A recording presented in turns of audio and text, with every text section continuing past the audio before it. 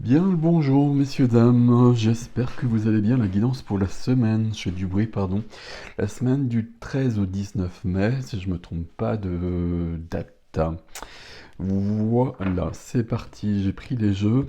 Je vais mettre j'ai pas les boîtes, hein, je vais mettre les noms des jeux sous la vidéo. C'est avec celui-là. La première des choses, c'est qu'on va prendre trois cartes dans ce jeu, c'est les portes de l'univers il me semble, hein. On va prendre trois cartes. Hop. Ah bah, celle-ci veut venir. Et celle-ci. Et je vais vous laisser en choisir une parmi les trois que je regarderai à la fin de la vidéo en fonction de ce qu'on a eu sur le reste des cartes. Je vais peut-être mettre des pierres pour vous aider à faire un choix. Qu'est-ce que j'ai? J'ai un œil de tigre ici. Ah, ok, je suis toujours perturbé hein, parce que je ne vois pas du tout l'écran, donc j'espère que je vous montre à peu près ce qu'il faut. Qu'est-ce que c'est ça? Je ne sais pas. Ça a l'air peut-être d'être un quartz rose, et puis on a notre quartz fumé, en tout cas ici. Ok, je vous laisse choisir entre ces trois cartes, et puis on regardera à la fin de la vidéo pour personnaliser un peu tout ça, n'est-il pas? J'ai peut-être remonté parce que je suis pas sûr que vous voyez bien la troisième ici, comme cela. Ça change tout pour moi au niveau du bureau. Ok, alors c'est parti et on va commencer avec cet oracle. Les énergies de la semaine, s'il vous plaît. Alors, hop. Voilà, une carte, une deuxième. Non, c'est pas là. Ça ne glisse pas du tout. Voilà. Ok, parfait. Je vais mettre ça par ici. Alors, la première carte nous parle du pouls terrestre. Le rythme terrestre, ralentissement étant dans la nature. Donc visiblement, on est sur une semaine qui va calmer le jeu. Et ma foi, ce sera pas plus mal après tout ce qui s'est passé ces dernières semaines.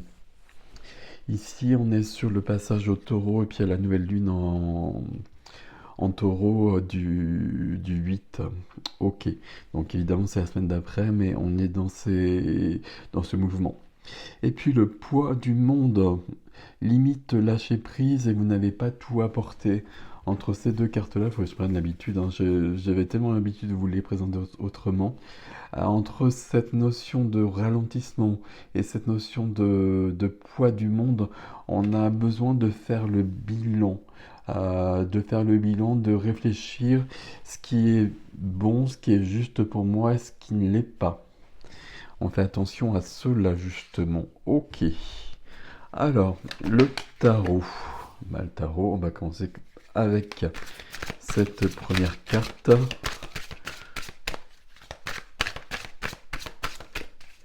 La reine de coupe. La reine de coupe ici, ça nous parle du cœur toujours avec la reine de coupe. Mais dans quelles circonstances? On a besoin d'alléger le cœur est trop lourd. Et quelque chose de cet ordre-là. On a aussi, ok, et qu'est-ce qu'on a derrière? Waouh! Derrière, j'ai le cavalier d'épée. Cavalier d'épée, mais j'ai le roi d'épée qui est là. Donc, de toute façon, on est dans quelque chose de cet ordre-là. Ici, on a le cœur et on a le mental, ici, pour résumer les choses. Donc, l'énergie et ce qui est freiné, ce qui est un peu bloqué. Il va falloir trouver, et c'est ce qu'on nous a dit précédemment ici, l'équilibre entre les deux. L'équilibre entre le cœur et le mental. Et là, j'ai des personnes, je ne sais pas si ça va résonner comme ça, mais des personnes qui sont trop dans le cœur et qui ont besoin de trouver un équilibre, qui ont besoin de reprendre le contrôle sur leurs émotions. Et pour reprendre le contrôle sur les émotions, il faut les laisser partir. Quelque chose de cet ordre-là. La carte qui vient aider ici, c'est le 3 de bâton. Le 3 de bâton ici va nous parler d'avoir des projets. d'avoir des projets, de peut-être même de vouloir partir, peut-être de faire un voyage, peut-être de déménager éventuellement.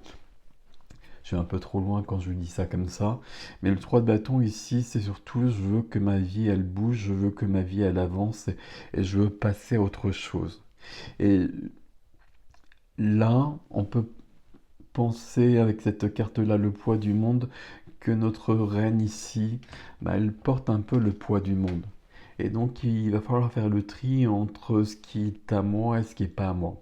Je ne sais pas si ça résonne quand je le dis comme ça, mais en tout cas, alléger mon cœur, alléger ma vie, c'est un peu logique ici, dans les énergies actuelles. Et garder ce qui est à moi et ce qui est juste pour moi. Alors, parmi ce qui est juste pour moi, il y a peut-être des choses qui sont pas simples, pas agréables, mais ça m'appartient, ça fait partie de ma vie et donc ça fait partie de ma responsabilité, entre guillemets, ou sans les guillemets d'ailleurs. Mais je vais me débarrasser ici visiblement de tous les poids que je porte et qui sont pas aussi à moi que ça. On prend souvent des responsabilités, des engagements, etc. Et là, visiblement, on a besoin de s'en défaire. Ici, c'est le roi d'épée qui est dans la position freinée. Le roi d'épée qui est dans la position freinée, c'est une grande réflexion, c'est une grande intelligence, c'est une grande subtilité, mais vraiment au niveau de l'esprit, du mental, hein. Là, je comprends les choses. Et j'ai un recul ici que je n'ai pas du tout avec la reine de coupe. La reine de coupe, je suis dans l'émotion, je suis dans le cœur, je suis dans une empathie. Alors, c'est très très beau la reine de coupe, hein. C'est une très très belle carte, mais je suis dans une empathie qui peut me submerger parfois. Et là, j'ai peut-être besoin, et je vais même enlever le peut-être, j'ai besoin de faire le point, de trier les choses. C'est pour ça qu'on a le cavalier d'épée ici. Le roi d'épée. Le cavalier d'épée, il est là, j'étais en train d'y penser. Cavalier d'épée ici, avec le roi qui est là, on a peut-être besoin d'une... Alors bon, même si en 2 de deck, hein, mais on a peut-être besoin de clarifier les choses avec des personnes autour de nous. Alors je mets toujours au pluriel une personne autour de nous, et puis d'une manière assez radicale. Bon, ça ne concernera pas tout le monde, c'est en 2 de deck, mais on a quand même le roi d'épée qui est là. Le roi d'épée va remettre de l'ordre dans tout cela. Ok, que nous dit cet oracle par rapport à tout cela? On a le roi qui vient ici aussi, mais il y a trop. Hop. Vais-je y arriver? La grande prêtresse, elle aurait été bienvenue. On va en prendre 3 ici. Hop. Et une troisième, s'il vous plaît. Merci. La première carte ici, il y a quand même une grande notion d'évolution. Naissance, renaissance. Naissance, renaissance, ici, moi tout de suite, ça me fait penser dans le tarot, c'est la carte de la mort qui nous indique ça. Et il faut bien passer par là pour renaître. Enfin, on est quand même sur quelque chose d'assez fort, d'assez puissant, d'assez lourd. Donc, curieusement, on a commencé avec cette carte de ralentissement. euh, Pourquoi? Parce que là, on est pris dans j'allais dire dans des filets. Alors, j'espère que c'est pas le cas, mais on est pris dans quelque chose de trop lourd et il faut calmer le jeu avec des peurs présentes. Les peurs sont toujours présentes, hein, dès qu'on ne fait plus un peu attention à soi. Il y a des peurs qui vont remonter, ça peut être des peurs de perdre, des peurs de manquer, des peurs de plein de choses. La peur, c'est quelque chose d'assez naturel, hein, et qui peut être très utile, qui peut nous alerter sur des états et faire en sorte qu'on va modifier des situations. Mais la peur, c'est aussi tout ce qui va nous plomber, tout ce qui va amoindrir notre taux vibratoire, tout ce qui va amoindrir presque notre taux de vitalité. Ici, la peur est directement liée à la reine de coupe. La reine de coupe qui justement est tellement gentille qu'elle peut ne pas vouloir blesser les autres et prendre sur elle des poids qui ne lui appartiennent pas. Le roi d'épée à côté est bienvenu par rapport à ça. Et ici, la troisième carte, c'est la vache. La vache qui nous parle d'abondance, qui nous parle si je regarde ici, de demander de recevoir et d'être nourri. On a besoin d'être nourri et puis on a peut-être besoin ici, visiblement, sur cette semaine, de penser davantage à soi, de se recentrer sur soi. On prépare entre ces deux cartes-là, 3 de bâton, la naissance et renaissance, ici, une évolution. On prépare, on prépare pas, hein, c'est les cartes de la semaine, donc on est dans une évolution où on se libère du poids du monde. On prend soin de soi aussi, hein. J'ai publié un soin cette semaine sur le corps physique, parce que c'est toujours le corps physique qui prend tout, et c'est lui qui va manifester des choses lorsque ce sera trop. Mais lorsque le corps physique manifeste des choses parce que c'est trop, vous le savez bien, c'est pas génial. Donc là, j'ai fait un soin sur augmenter l'énergie du corps physique. Et augmenter l'énergie du corps physique, ici, on va prendre soin de lui et puis on va trier ce qu'on lui donne à vivre aussi. Et notamment au niveau du poids que l'on porte, des responsabilités. Qu'est-ce qui est à moi, qu'est-ce qui n'est pas à moi. Ok. Et puis là, on va regarder vos 3 cartes. Donc, pour les gens qui ont pris l'œil de tigre, alors tu as l'esprit de prospérité. Il y a une notion d'abondance ici, hein. Je n'ai pas assez appuyé, mais avec la vache qui est là.